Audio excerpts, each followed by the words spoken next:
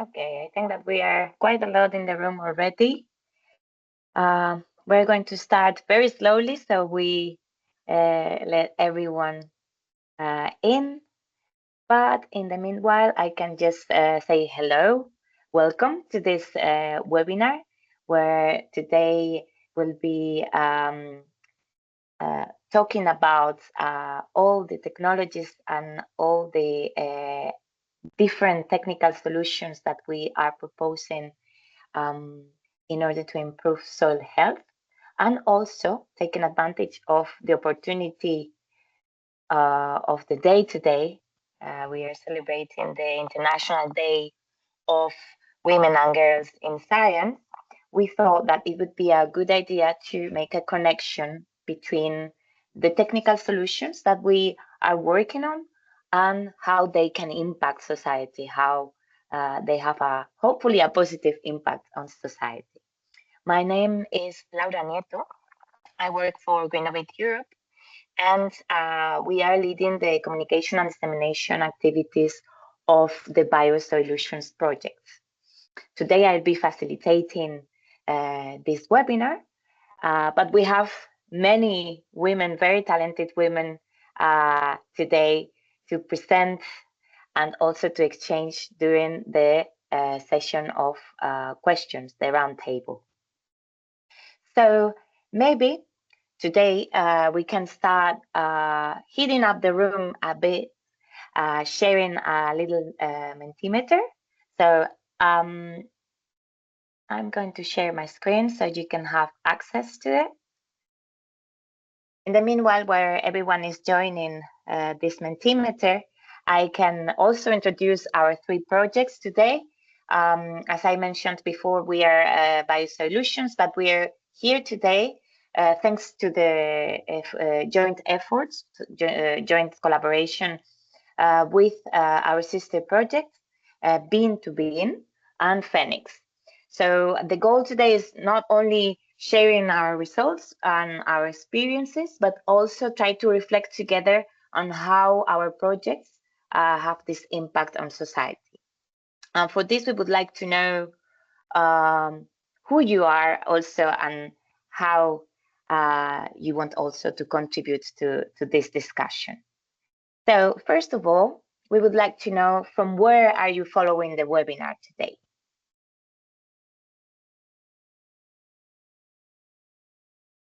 Sevilla, Spain, very good. Many different places, Portugal, Belgium, Finland, Ireland even, Poland, hello from Poland, UK, very good. Portugal again, Italy, welcome. Cartagena from Spain, Serbia, Latvia, Netherlands. Oh, very, lots of variety. South Africa, oh, very welcome. Iceland, Germany. Okay, so we have people from many places in Europe and beyond.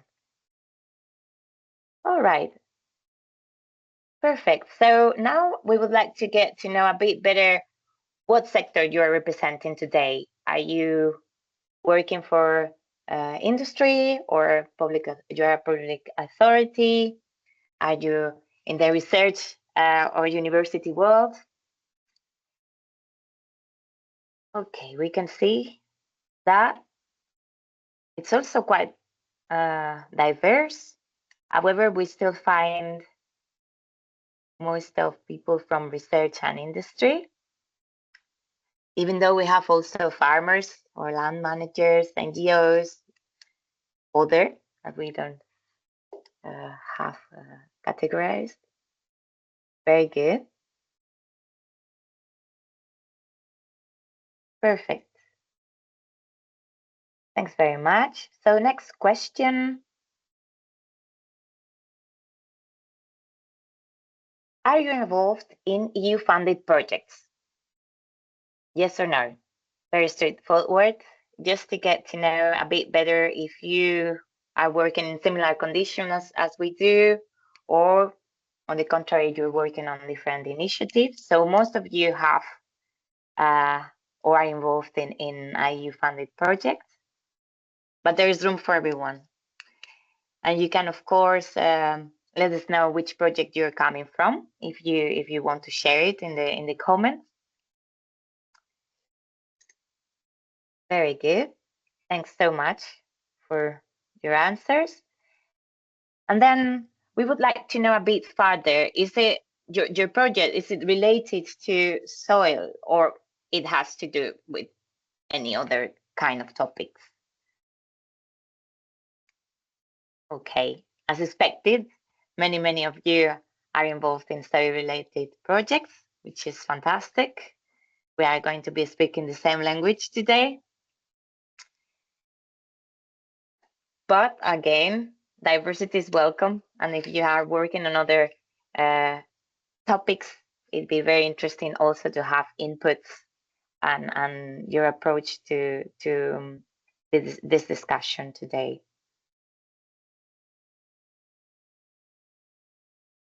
Very good. So just to keep things going, as today we are, of course, on the day of Women and Girls in Science, we would like to reflect a tiny bit as well on how balanced is gender representation in your team. You think it is quite balanced? Do you think there is some imbalance? There is a strong imbalance. There's many more men than women or women than men. And I'm not sure. Sometimes our teams are big and we haven't really reflected on this. This is a good occasion to do it, but why not to share it today? Okay, so most of you estimate that your team is quite gender balanced, which is very good news. Some are imbalanced, but still there's a higher amount of people who think that there's strong imbalance. So it's curious to see that is even more present than just some imbalance, right? Okay, thanks very much for your answers and your inputs today. Now, if we try to go into the topic a tiny bit, I would like you to reflect and just give us a little word on what you think. What's your opinion? How does soil health benefit society? How do you think that improving and working on soil health can improve society, can have an impact? And the goal here is not only to share your ideas now, but we would like to compare these ideas now, before the webinar takes place, and after. So we see already some of your answers: food security, better food, better economy, carbon sink, environmental sustainability. Food security is the biggest one, as you can see, and food is present in many of the words and sentences that you introduced. Resilience for farming systems, that's very interesting as well. Biodiversity, regeneration, that's very good. All the sustainable side of our tasks and activities. Ecosystem services, that is also a highlight.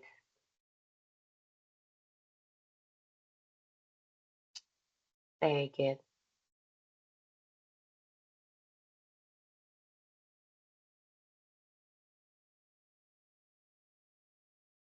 Resilience is a word that comes up quite a lot as well, I can see.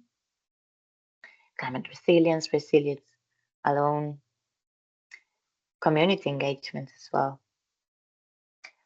Okay, thanks very much.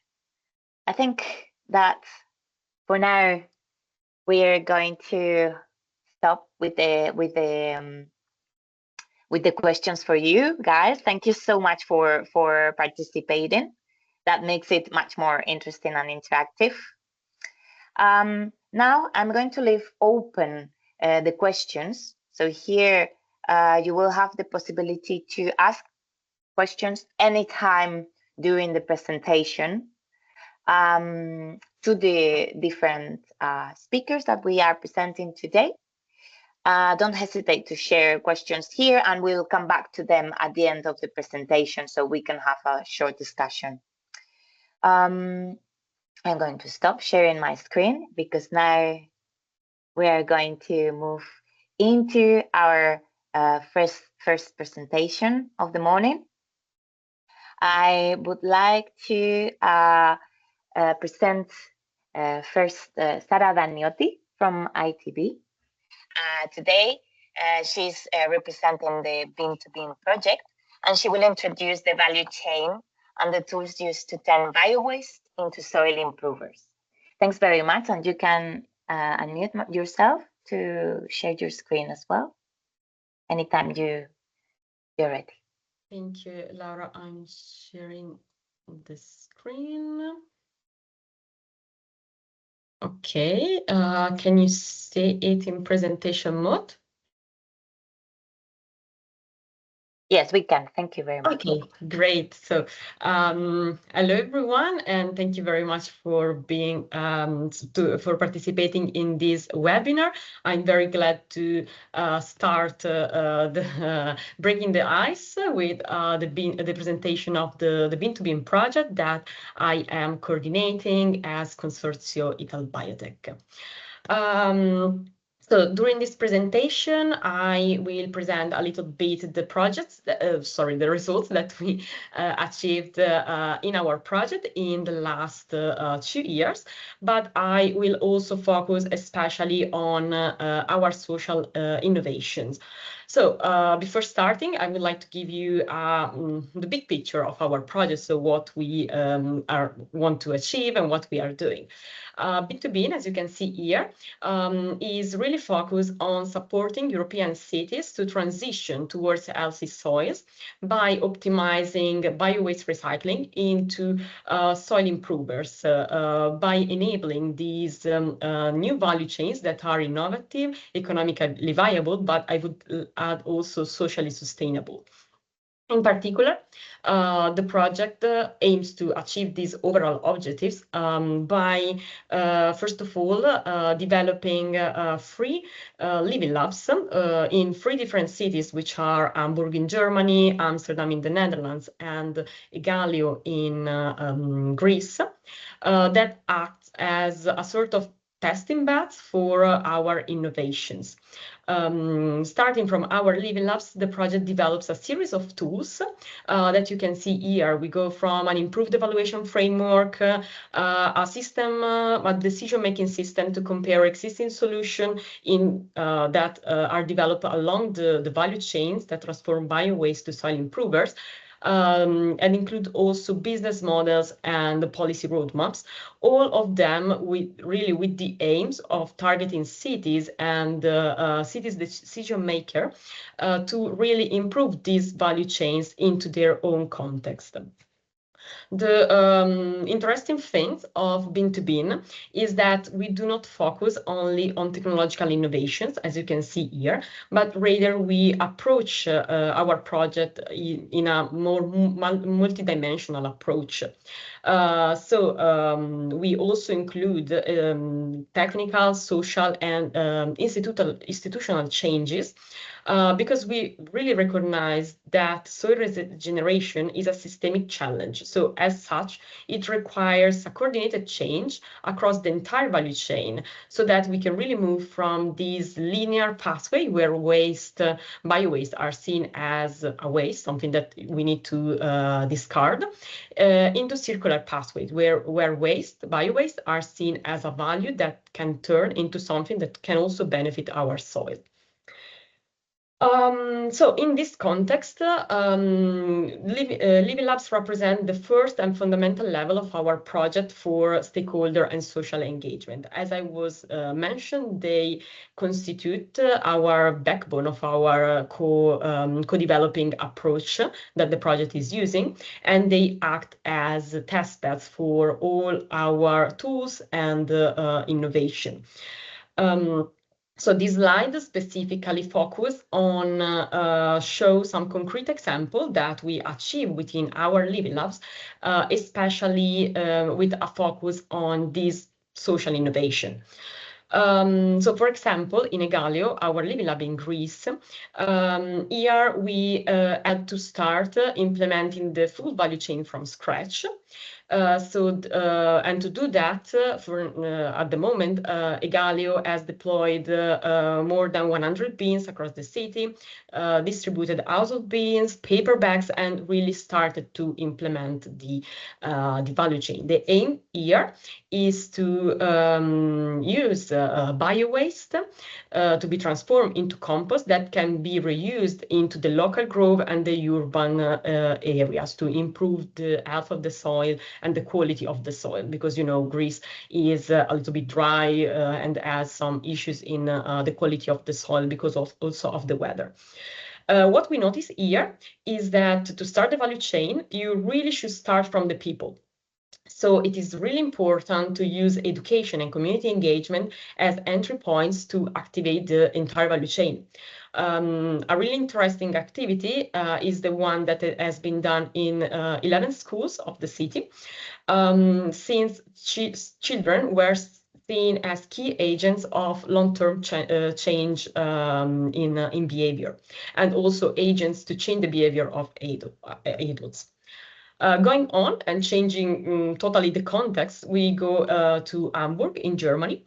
Here, the collection of biowaste has been in place since the 90s, but what they noticed, especially in the areas of high-density building and where they use these kind of underground containers, is that the quality of the biowaste collected was quite pure, with more than 1% along the 1 to 3% of impurities.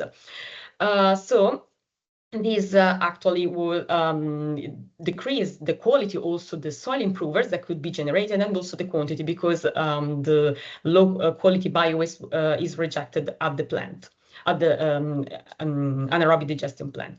So here, at social level, what they did was really to engage the citizen in a new vision to build a culture where organic waste sorting becomes a sort of natural habit for citizens, reducing impurities and thereby improving the quality of the compost that can be used either in the agriculture or in the urban gardens.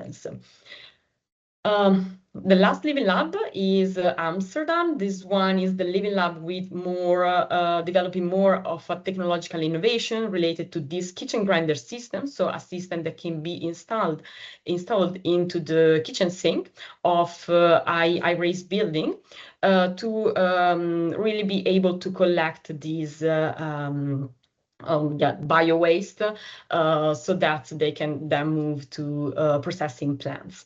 Here, the idea was really to create a solution that was fitting a specific needs of these areas, because in high-rise buildings and high-density areas, it is not possible to have, for example, bins to collect the bio-waste. So the message that we learned from Amsterdam is really that the social innovation aspect lies in enabling the behavioral change of citizens by really creating also tailor-made solutions for their needs. In general, what each living lab is showing is that household and citizen engagement is really at the heart of the biowaste-to-soil improvers value chain. So technical solution at different levels, oh, sorry, I don't know why it moved. So technical solution at different levels really cannot work if the sorting at the beginning is not done properly. So that's why social engagement, social innovation are really important for this type of value chain. So going on, how the Bin2Bean aims to support all of this stakeholder engagement. As I mentioned, Bin2Bean aims to adapt and develop a series of methodologies, both like standard methodology, but also innovative methodologies that helps to explicitly integrate social value value consideration across all the entire value chain.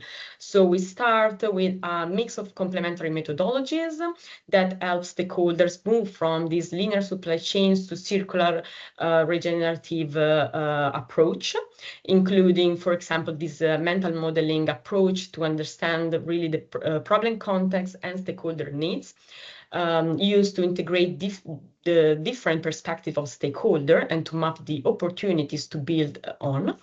Then we also have these sense-making workshops seen as participatory activities to build a stakeholder coalition and implement circular bio-based valorization strategies for our bio-waste.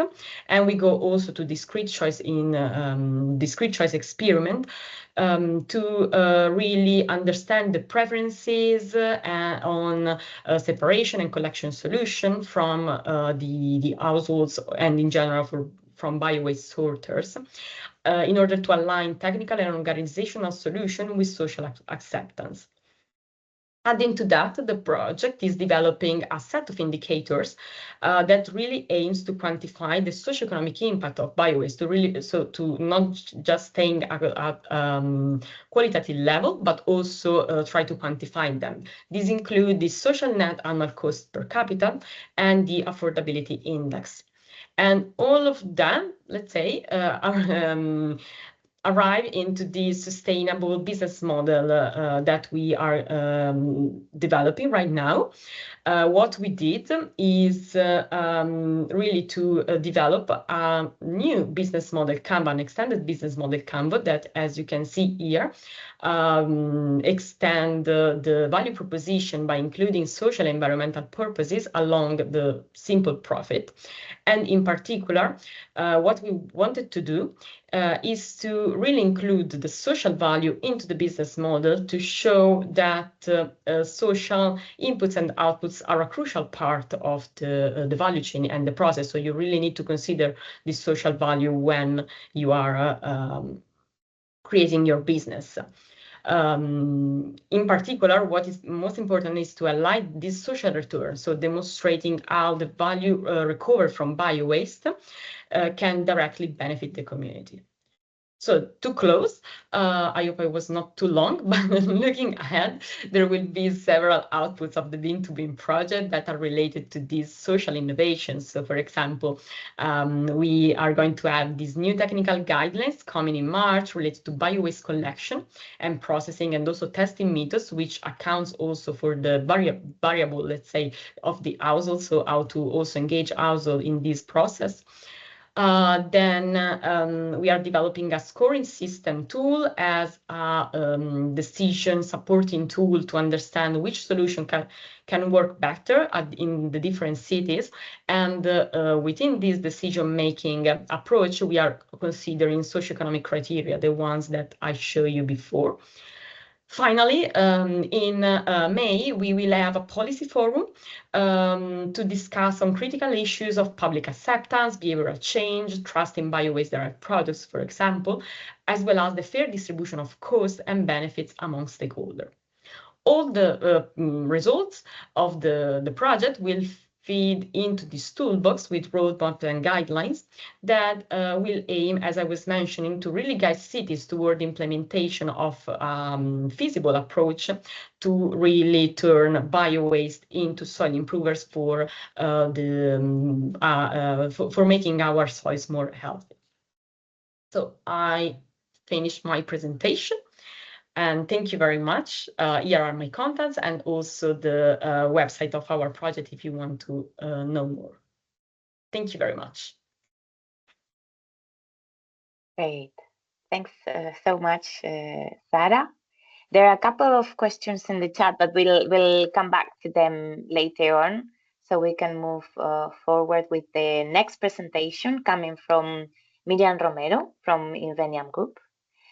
She's representing today the FENIX team, and she will be sharing with us how FENIX has been working on soil characterization and the results, the preliminary results they have in their findings. So please, you can unmute yourself, Miriam, and share your screen to start your presentation. Thanks so much.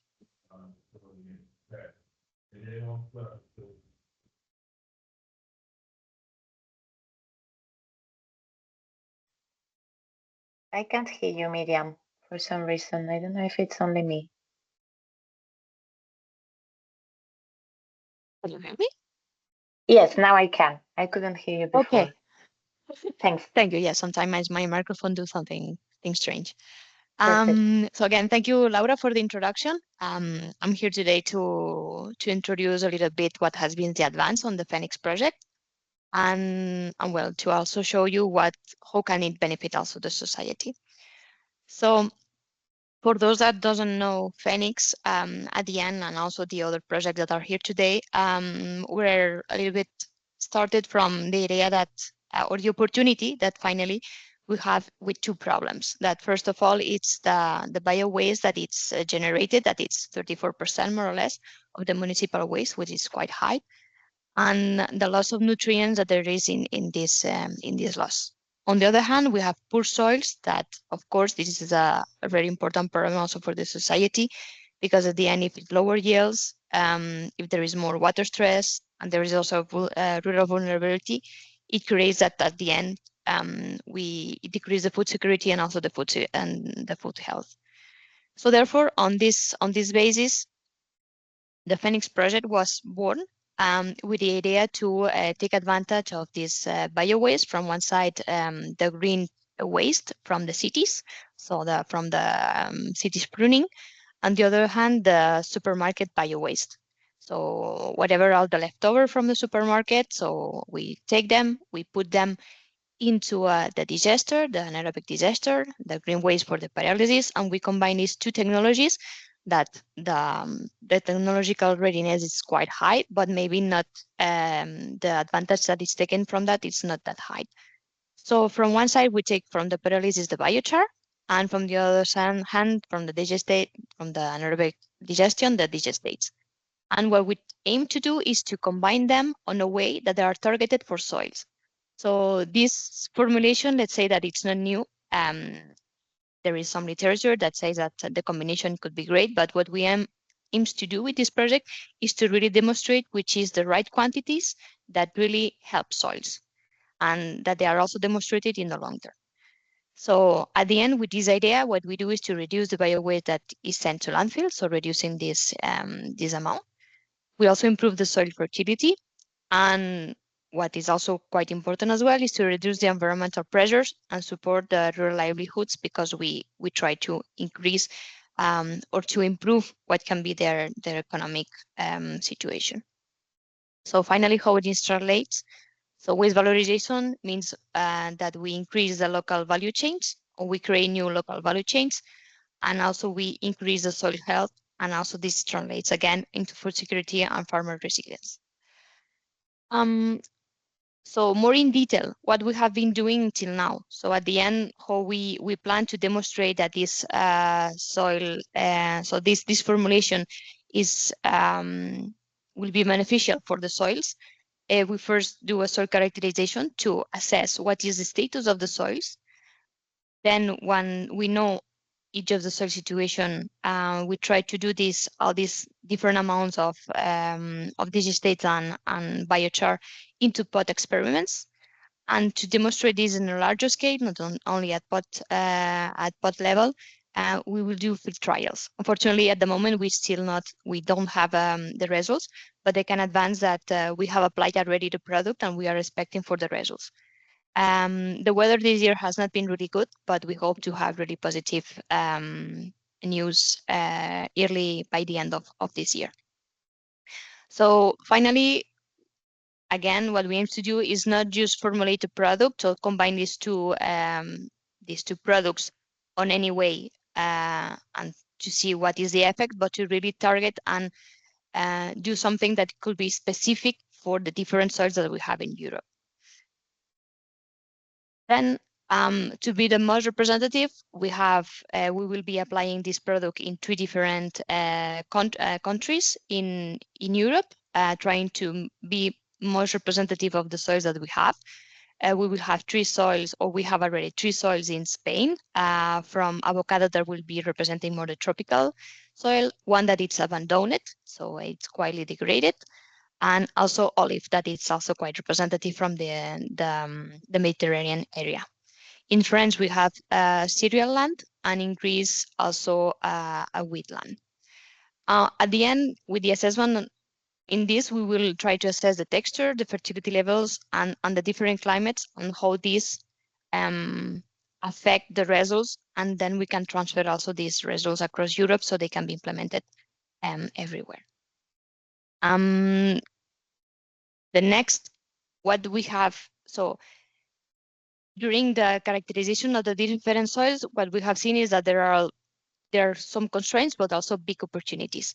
So one of the key findings that we have found while we were assessing texture, the carbon content, and the soil fertility indicators, basically have shown us that there is a low organic carbon that it's very important for plant growth, limited nutrient retention, that at the end, this means that we will need more fertilizer or external products in order to have good yields.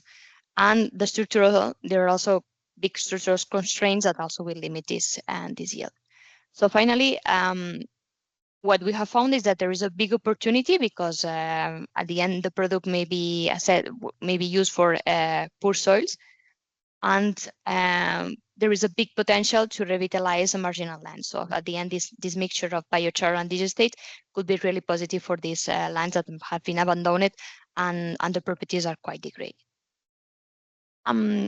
Then once we know which are the soils that we have do some different formulations of this biochar with different quantities, and they have been applied to different types of soil. And then what we want to focus is on the nutrient availability, the soil chemical balance, and also avoiding negative effects on the long term. And what have been achieved with that? It's that with these mixtures, we obtain quite high availability of nutrients, so they are kept. The electrolytical conductivity is also under control, which is also something quite important. And the carbon and nitrogen, it's quite balanced, so there is no excess of any of them. What can be as a key finding? We can say that the final digestate, it's the main contributor to maintain the nutrients. The biochar provides more structure, so buffers the excessive electrolytical conductivity and improves the nutrient retention because it provides a structure, so they all can be kept. And finally, we don't have an answer to say, okay, this is optimal for a specific type of soil, but depending on the type of soil, maybe different percentage of each could be done. This is something that we will summarize at the end of the project and try to target for different type of soils, which can be the best formulations. And finally, how this translates for society. All these reduce crop stress and improve and also decrease the nutrient loss, and it's supposed to have stable yields, and so it doesn't always have to be so to be less reliance on chemical fertilizers.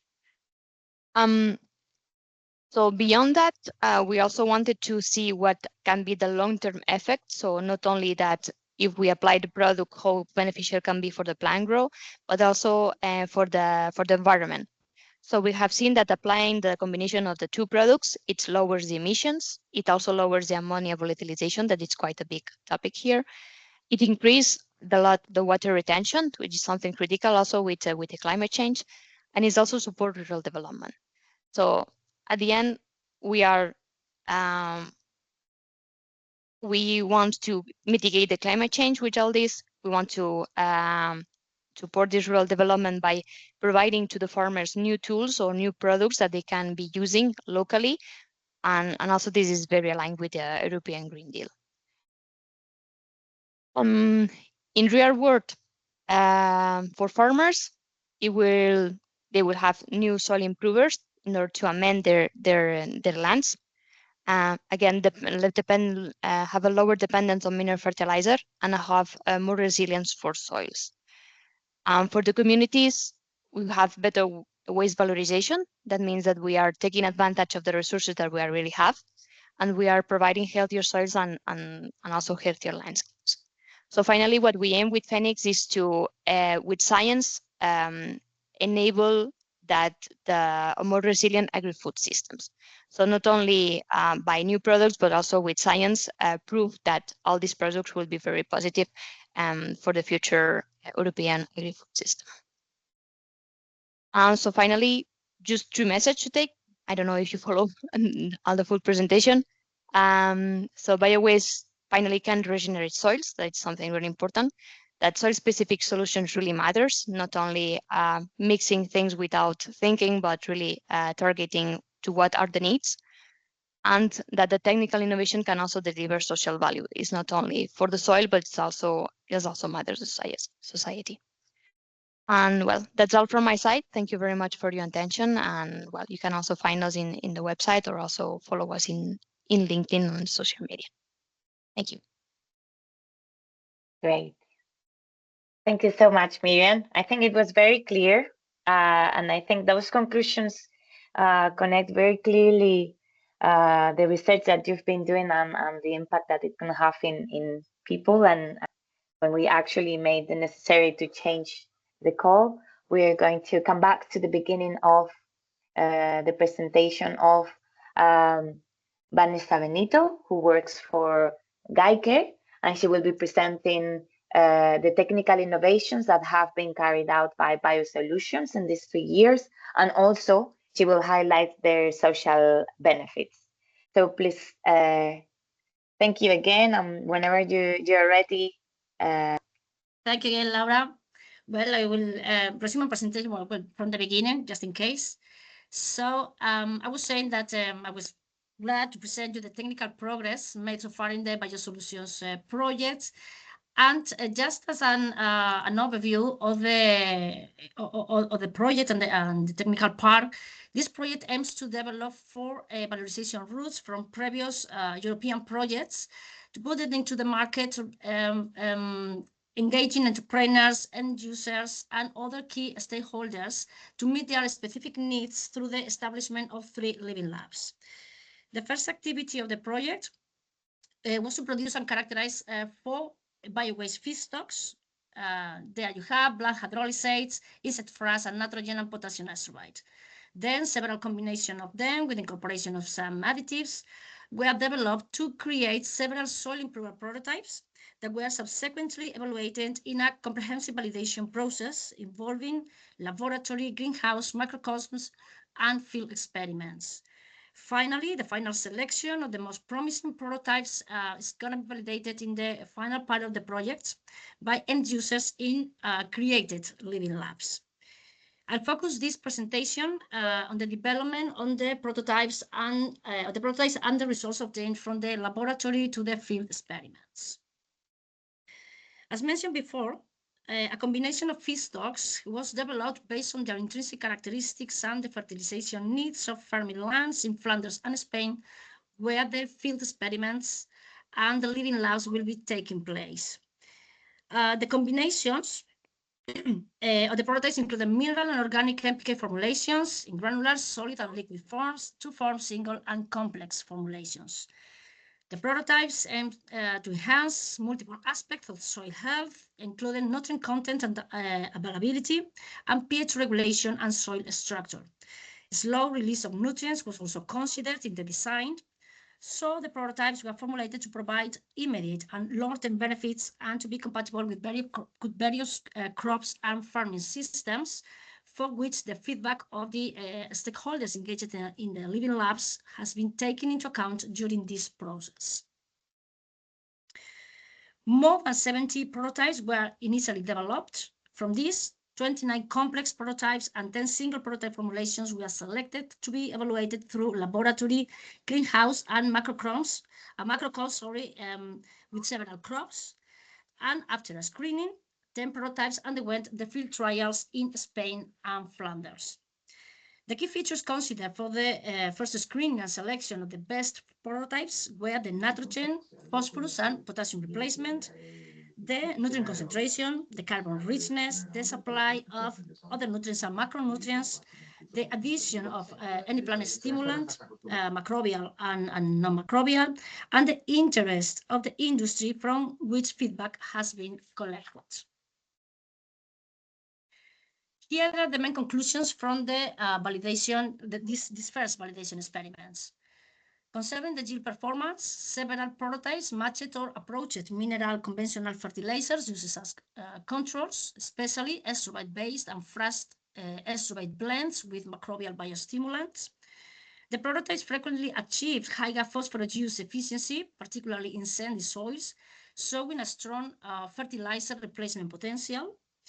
As for the nitrogen mineralization, strobite-based prototypes showed high nitrification, while frost-based ones exhibited slower nitrogen release, this contributing to a sustained soil fertility with low leaching risk. Frost-based prototypes showed a strong long-term carbon sequestration potential. And finally, the microbial strains used as additives strengthened the prototype performance, especially in phosphorus-limited or alkaline soils, and blood hydrolysates demonstrated as an effective biostimulant at low doses. So the definite conclusion that we can extract from these initial validation experiments is that the combination of frost and estrobate formulations enriched with microbial biostimulants have a strong potential to replace synthetic mineral fertilizers, improve nutrient use efficiency and soil health, and support more sustainable nutrient management strategies in European agriculture. A key concern of the BioSolutions project is to create alternative soil improvers that are not only effective and viable, but also safe for the environment and human health. With this in mind, the final 10 prototypes selected for the field trials will undergo an integrated safety assessment comprising ecotoxicity and human toxicity tests.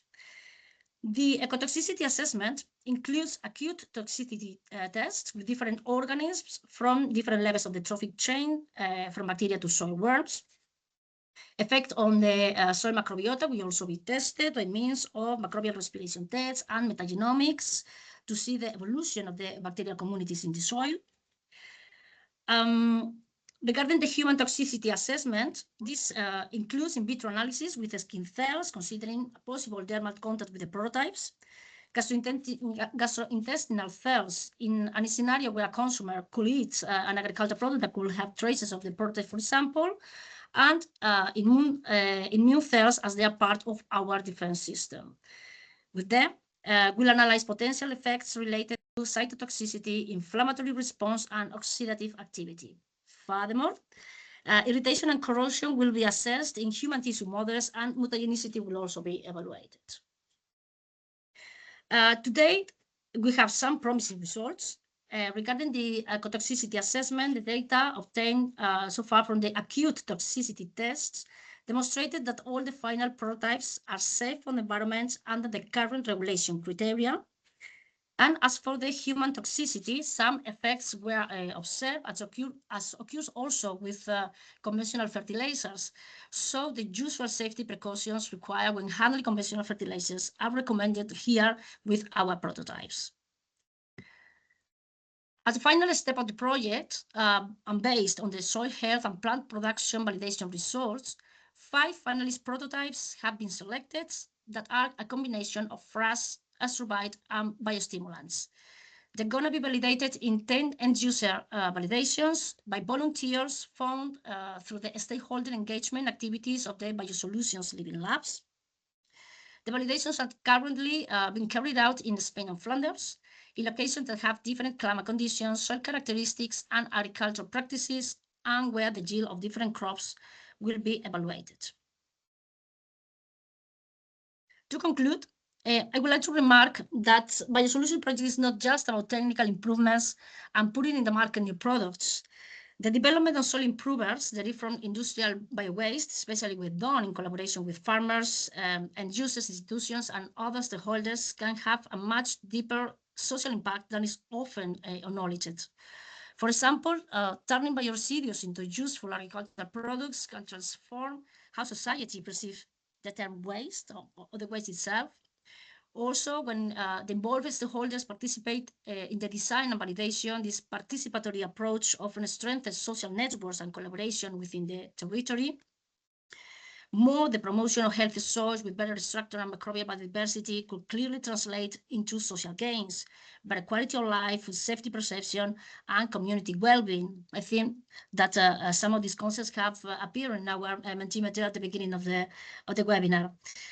And finally, BioSOILUTIONS project aims to increase social awareness of the importance of soils, soil degradation, and the use of sustainable agricultural practices.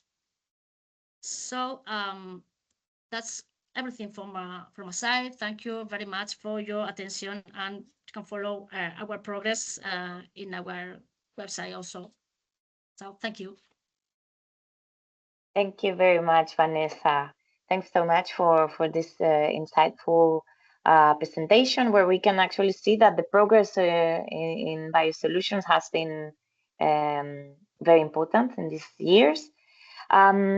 Maybe we can move into the questions. We have 3 questions in the Mentimeter. I'm going to share with you.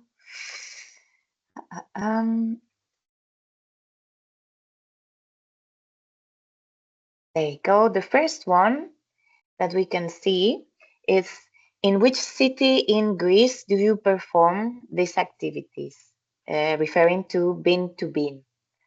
Sarah. Thank you, Laura. You're This in is the... for me. Yes. So the city is Gallio, is like not very small, but it's a city near Athens. And we are also now collaborating with nearby municipalities to understand more how to create also collaborative models between the different cities. Perfect. Thank you very much. Second question is also for Bin2Bean. Could you give a concrete example of social return for Bin2Bean? Yes, still me. So, for example, is the Hamburg business model. So, as I was mentioning before, in Hamburg they have quite an extensive value chain where they take biowaste from the households, transform them with anaerobic digestion that provides biomethane, provides digestate and compost from digestate then.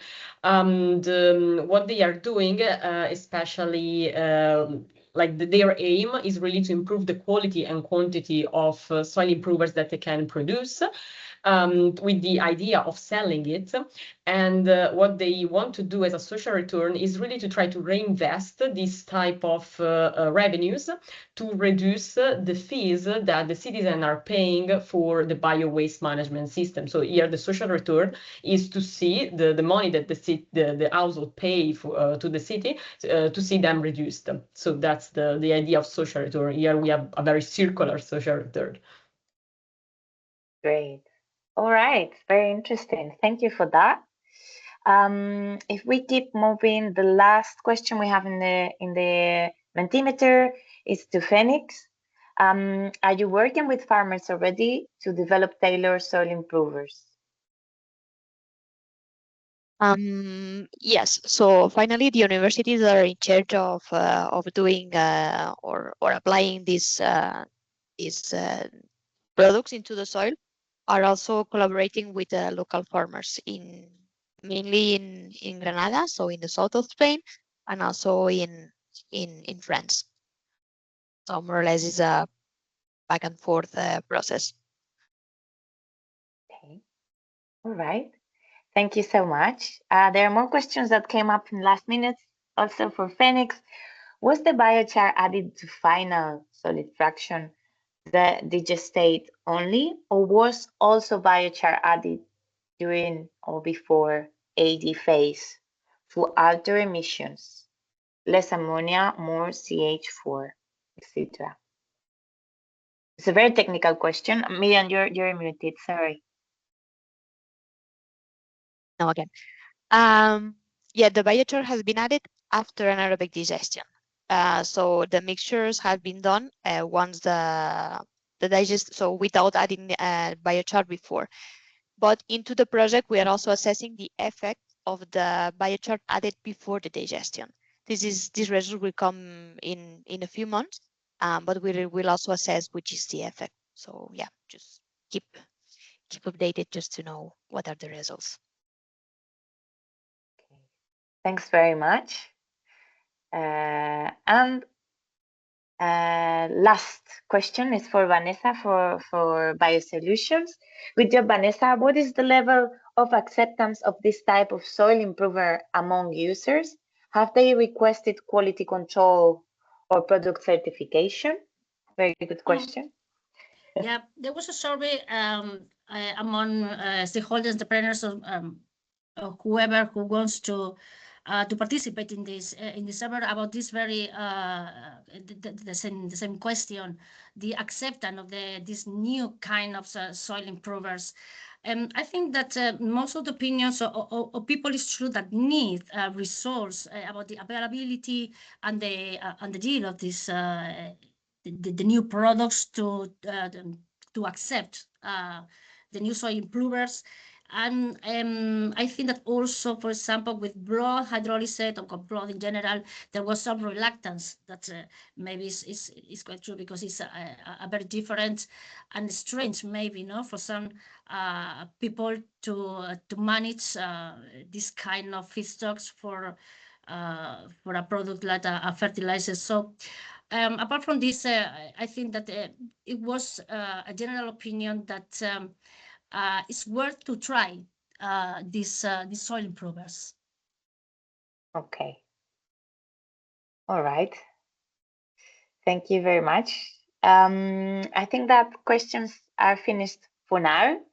So I think it's time for us to move into the second part of this session today, where we will have a roundtable. The idea is to provide different questions where we are going to reflect together on the sorry, I'm going to stop sharing my screen.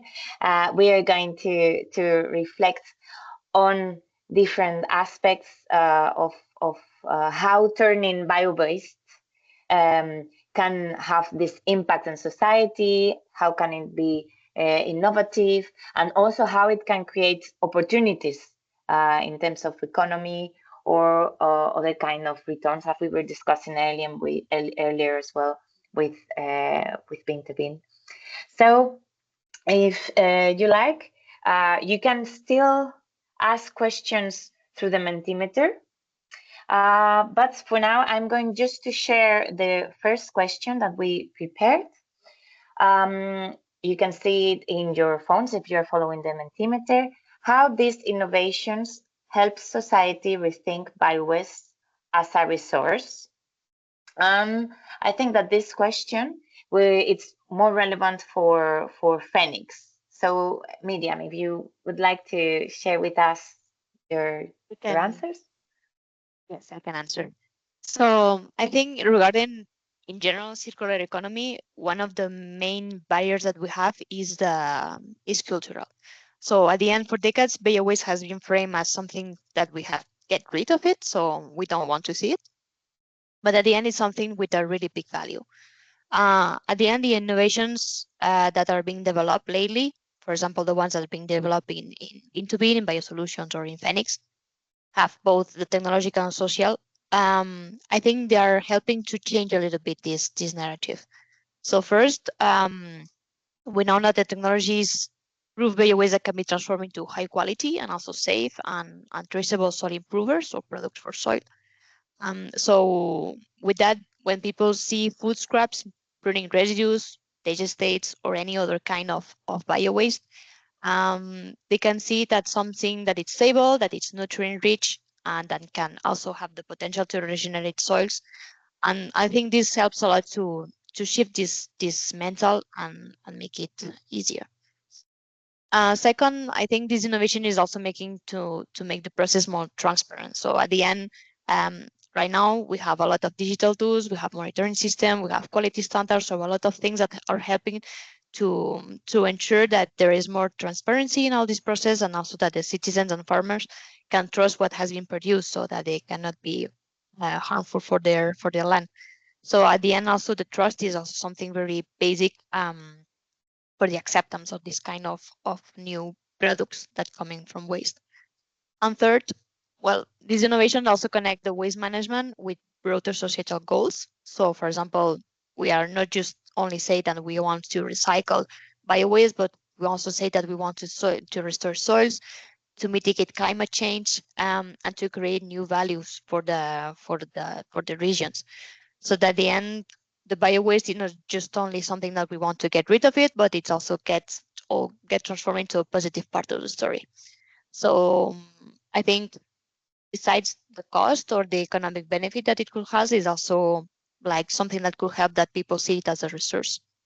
And at the end, at FENIX, we are just working on this transformation. So we are trying to find new ways to valorize bio-waste into soil improvers. We'll also want to ensure that they are safe and that they perform as we expect in the field. And finally, they are also socially accepted.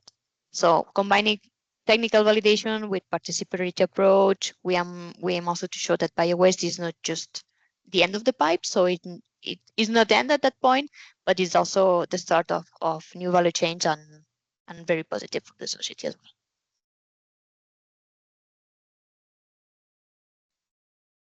All right, thanks for that. If you have, I see that in the chat that they can see the PowerPoint. This part of the session, it's just a round table, so people are going to be discussing and presenting, but there's no need of slides. So you're not missing anything. There's not slides added in this presentation. Thank you so much for this. We are maybe going to move to the second question that we prepared for today, on what new economic and social opportunities emerge when bio-waste becomes a soil improver. So this is a question I would like to address to Bin2Bean.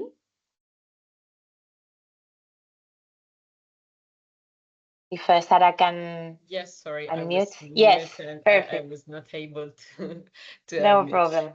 Thank you very much. So I actually already answered a little bit before about this when I mentioned Hamburg, but what I wanted to highlight here is that what we saw is that a really key socioeconomic opportunity in transforming bio-waste into soil improver is really the shift from seeing waste as a cost to seeing waste as a value, so something that can be turned into also an economic value, but also in a social value.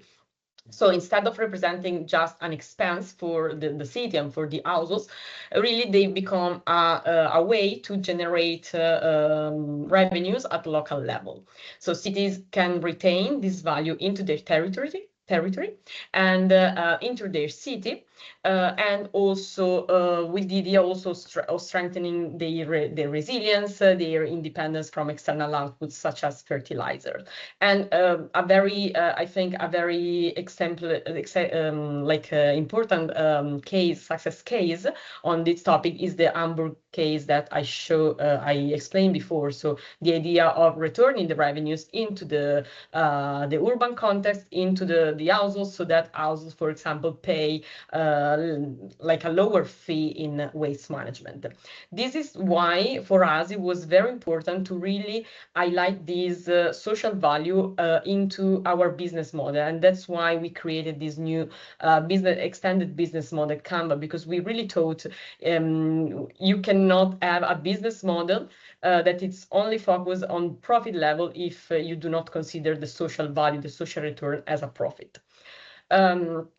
And this is also important because when the citizen, when the households see the value that they are receiving from these value chains, their effort also improve in separating the bio waste. And again, this improves the technical quality and quantity of the soil improvers that you can produce, and so the impact that you can have on soil health. So in the end, like my key message is that really highlighting the socioeconomic value of this value chain really helps this value chain, the technical solution around these value chains, to become more stable and more, in a sense, more productive and more efficient.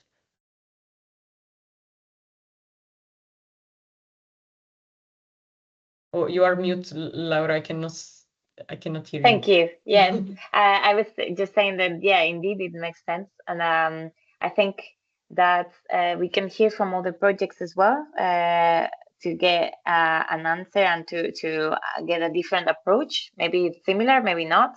I was thinking maybe Elisa Gambucci, who works from Spain, from Setenma.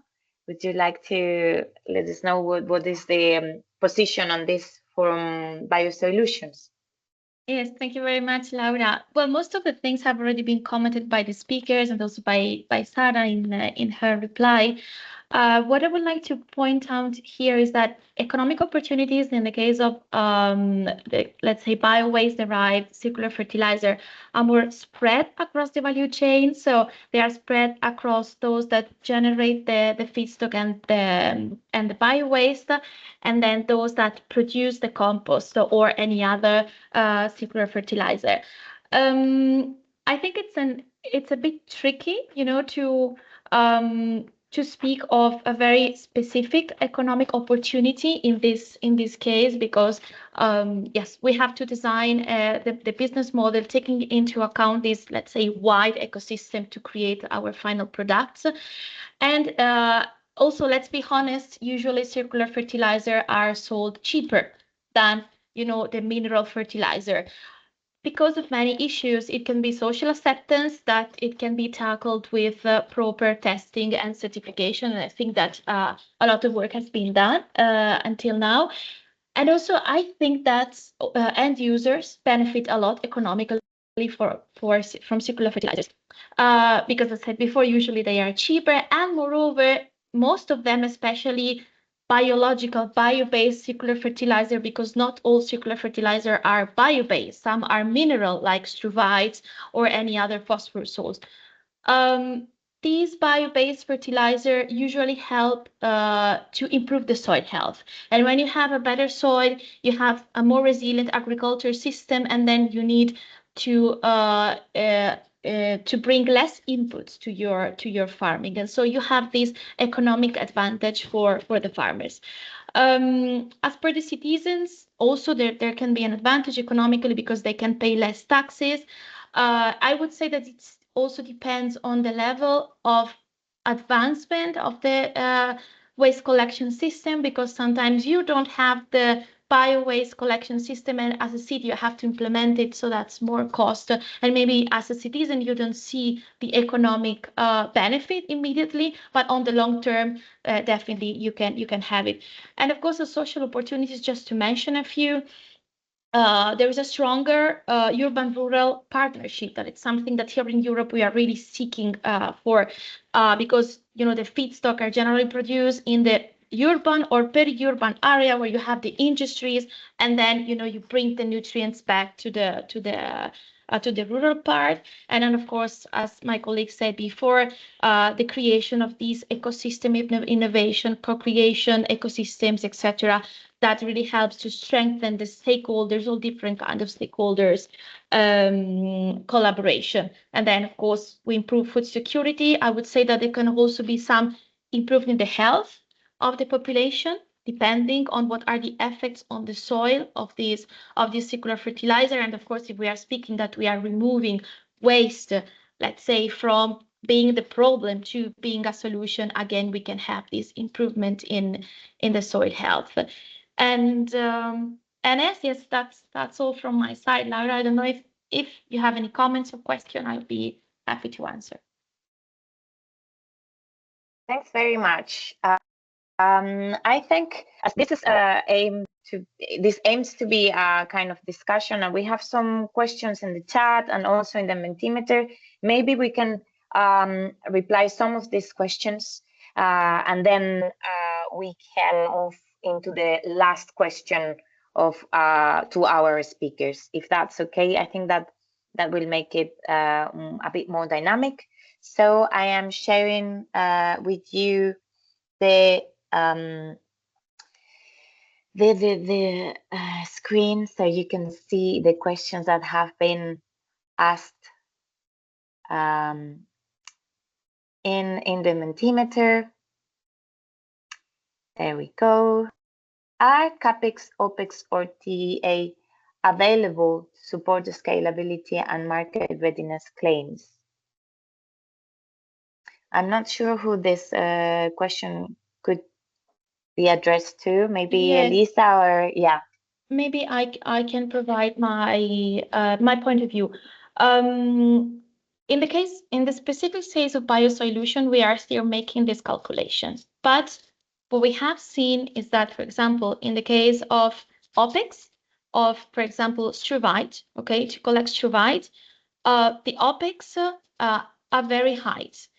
And so if you had to sell, the struvite as a product, you cannot make a business model. This business model in this case is you are helping the waste management, the wastewater management or operation to reduce their operational costs.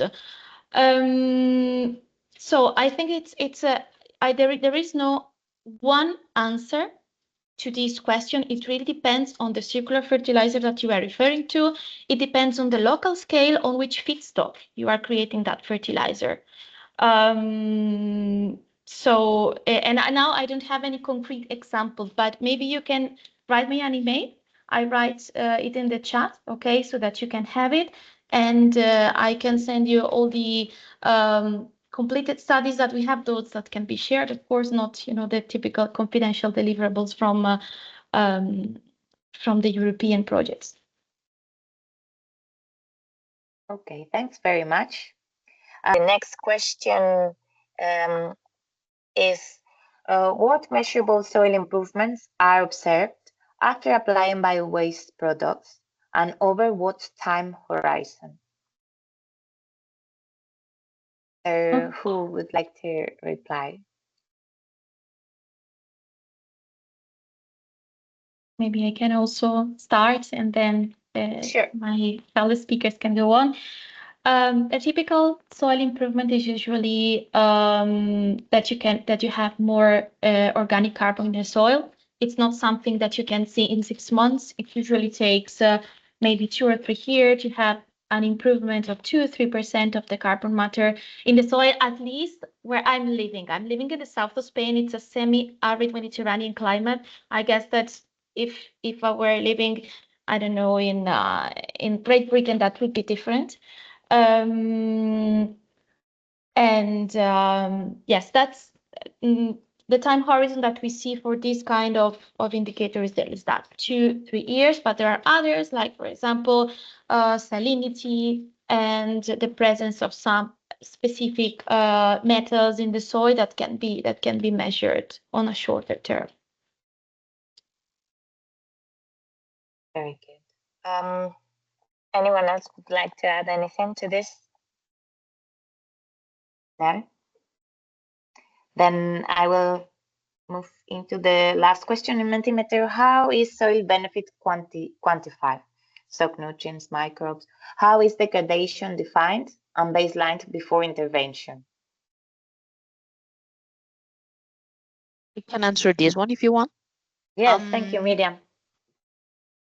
So the soil, so at the end, at least we are doing in the FENIX project is to define so what is the status of the soil before application, and then once applied and after the first harvesting, so like to be the most representative as possible, to see what has been the effect afterwards. So then we have the baseline and we have the effect afterwards.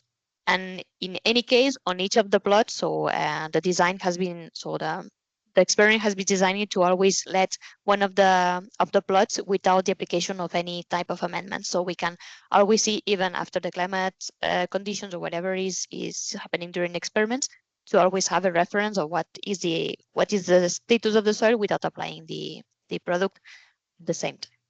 And about the other question about what is the soil benefit quantified. So at the end, we are I can talk about the FENIX project, but most probably the other project are also using quite similar properties. So we have physical property, we have chemical properties, which, for example, we have all of these that you are mentioning in brackets are included. We also include what is the water retention capacity, the nitrogen retention, the emissions that can be released in the meanwhile. So quite full picture about the status. I don't know if I'm answered everything, but more or less some of them. I think it was very clear. Thank you so much. Okay, I think there was some questions in the chat, but we need to keep moving, so we will come back to them. If you have any other questions, please keep them in the Mentimeter, so we have everything collected there. Thank you very much so far for all your answers, and we'll move now towards the last question of our roundtable. That says how stakeholder engagement accelerates adoption of these innovations. So for this, I think that it is relevant to all projects. So maybe Miriam, as you were already speaking, you can take over with a preliminary answer. Yeah. Well, I think more or less we have already been advancing a lot on during the webinar about how they can be involved, but in any way. So I think at the end, the best technologies, even if they are really promising, at the end, if you are not taking into account the stakeholders or people that would get advantage of it, so it's useless at the end because they will not progress. So engagement is not just only a nice to have, but I think it's a place to get the technologies implemented at a larger scale. So from one side, we have the municipalities that, for example, I think in Bin2Bean, they are doing really good job on that, as they need to understand the benefit to integrate the solutions and the local waste strategies and what they can get from it. Farmers and land managers, I think they are also the main ones. For example, in FENIX, they will be very relevant. City citizens, also, even if they are not directly connected with this biowaste or so the biowaste valorization on the soil management, but in any way, so we need at the end the input, and the quality of the input is really critical in order to obtain good products. So at the end, clear communication to properly sort biowaste, and so that will also enable to trust the final products. And at the end, also the industry and the and all the SMEs, so that they need viable business models in order to invest in these value chains. So I think the three projects that are here being presented are I think doing really good job on this matter. And yeah, is what I could say. Okay, yeah, that's a very good approach. Thanks so much. I think that from Bin2Bean, we have Juliette Soudon that would like also to share some insights on how stakeholder engagement can be a key to adopt these innovations. Hello, everyone. Thanks, Laura. So yeah, I'm leading the work package Living Labs creation and replication in Bin2Bean. And yeah, I think that most things have already been said in this very interesting webinar. But with regards to this specific question, I think for me it's key to remind that that everyone is concerned by biowaste management, from citizens to local authorities to companies and so on. And so a very large variety of actors must be involved to sort, manage, and recycle biowaste and safely use the resulting soil improvers into the soil. So it is more than necessary to adopt this ecosystemic and cooperative approach across all the different actors, and notably to consider the different perspectives and barriers of all actors, as well as their needs, and to empower them, to give them a sense of ownership on this topic. and also to keep the dialogue flowing between all the different actors. And during our different studies in the project, we discussed, for instance, with the Life Bio-Based project that you must know. And they mentioned during a discussion that to have a well-designed bio-waste management system, synergies are necessary across different stakeholders and sectors. So yeah, it's essential to us to adopt this living lab approach with continuous stakeholder engagement to co-create and test innovations. And if you would like to know more, I can put in the chat the link to our Living Lab toolbox that we created at the beginning of the project. And we will publish another one at the end of the project, so in about 6 months. And that's all for me. All right.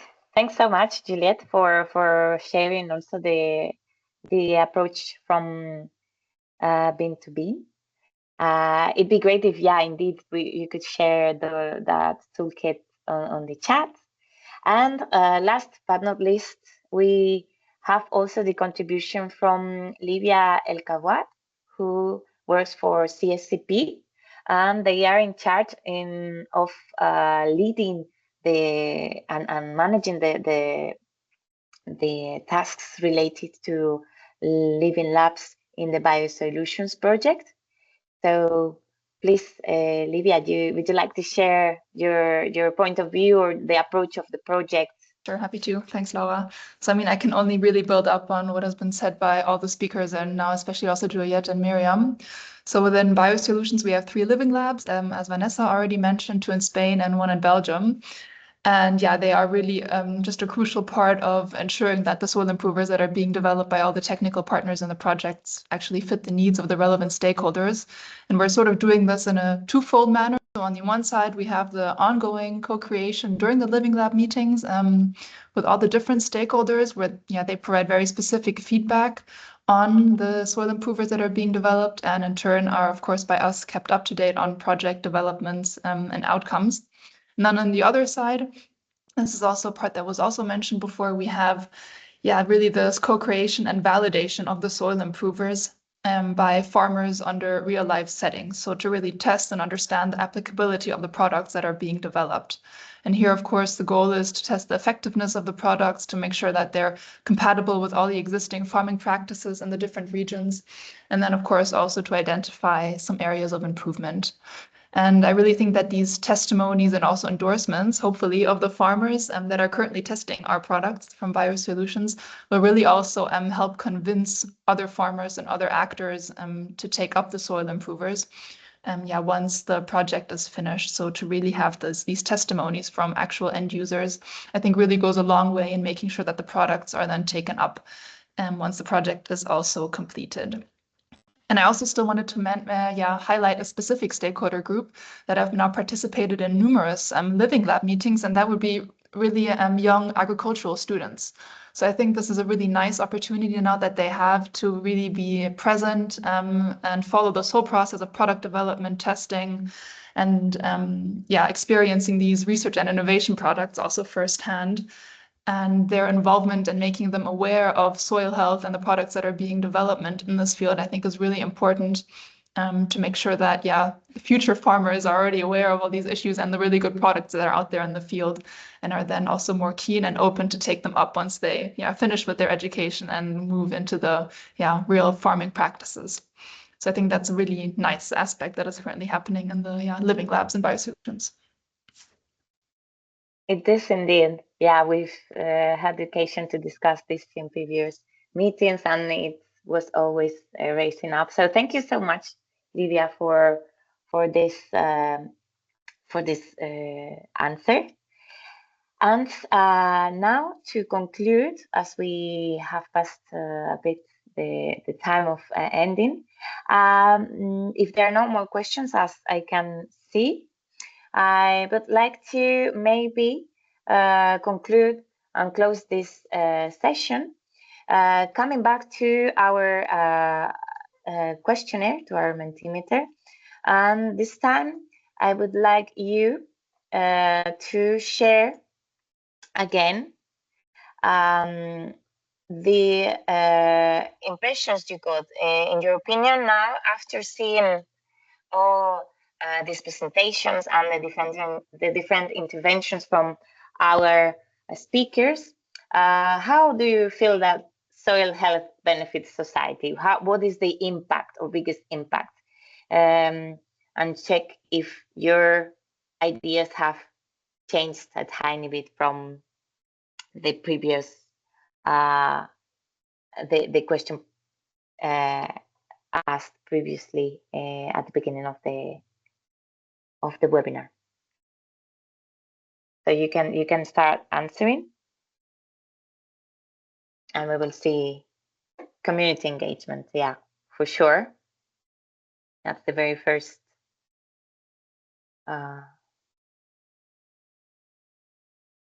one statement. Very good. Improve human health.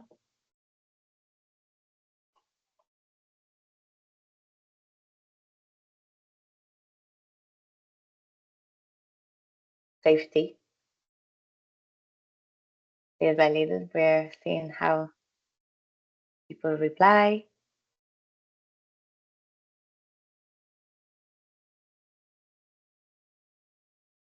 Waste management sustainability, urban sustainability, circular economy, quality of life. So now if we can see a little difference is that we are a bit more, the answers, as we can see, they're a bit broader. We are focusing less on only food safety and food quality, as it was the case at the beginning. And we are switching into a broader vision, seeing soil improvers and bio-waste as a way to improve circular economy and to create a bigger system, right? That involves many actors, involves not only a sector, but many sectors in society, and can provide better life quality, better futures, and quality of life. So I think that we can conclude, we can wrap up here with these good ideas and inspiring thoughts. I would like to thank you again for staying with us despite of the little technical issue we had. And as we said, we will be sharing the recording and also the materials through our different websites, Bin2Bean, bioSOILUTIONS and FENIX projects, and also social media. So if you have questions or you would like to keep in touch, don't hesitate to reach out through those channels. We will be looking forward to keeping sharing and discussing circular bioeconomy with you. Have a great rest of the day and hopefully see you very soon. Thanks a lot again.